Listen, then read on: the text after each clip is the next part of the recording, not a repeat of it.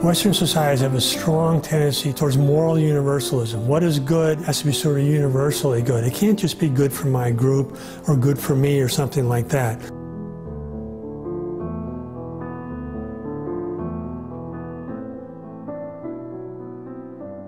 When Jews attempt to influence the wider culture, they have to do so from the standpoint of a small minority. And what that means is they have to appeal to other people.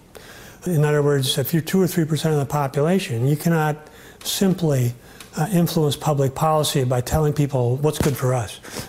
You have to frame it in terms of what is universally good or good for everybody. I've quite a few examples from the 19th century, and even before that, where Jewish intellectuals would frame their interests in universal terms. That is really the sort of intellectual currency of Western societies traditionally. What morally good means is that we can generalize it to everyone.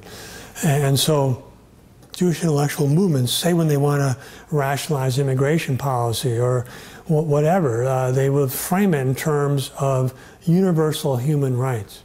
But what you see historically is that Jewish groups have been very opportunistic in how they interpret these things. In other words, a good example is freedom of speech.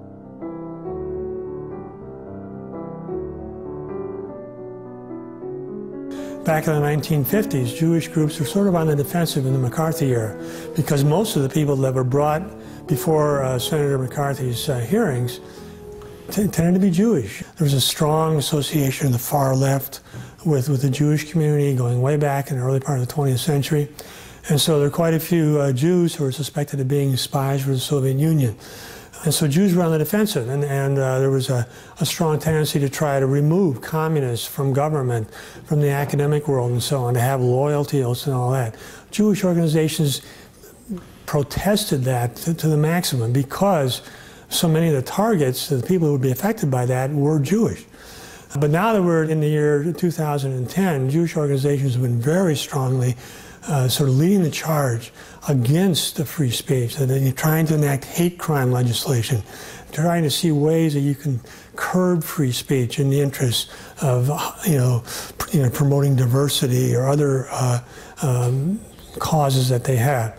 So what I see is a tendency to sort of behave on the basis of what is good for Jews, and then to rationalize that in a way to make it seem as if it's something that's morally universal, that it's good for everybody, and that sort of thing.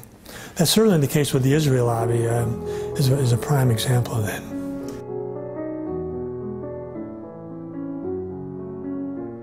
When you look at how they rationalize the policies that they advocate, they tend to say that they're simply arguing for the good of the United States. And at the same time, you can see these people have very strong family ties to Israel. They have very strong ties to the most right-wing settler movement in Israel and so on. So when you see them advocating policy for the United States as in the interest of the United States, we should certainly take it with a grain of salt. A good example is democracy. For a long time, AIPAC and the neocons and the organized Jewish community was promoting Turkey, that Turkey should be allowed into the EU, that Turkey should be part of NATO, which it is, and all that. And the whole line was, well, Turkey's a democracy, we should encourage it.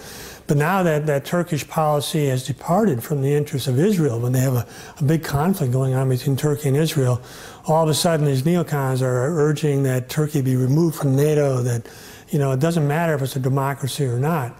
In other words, this sort of universal importance of democracy and human rights goes out the window when something conflicts with the interests of Israel.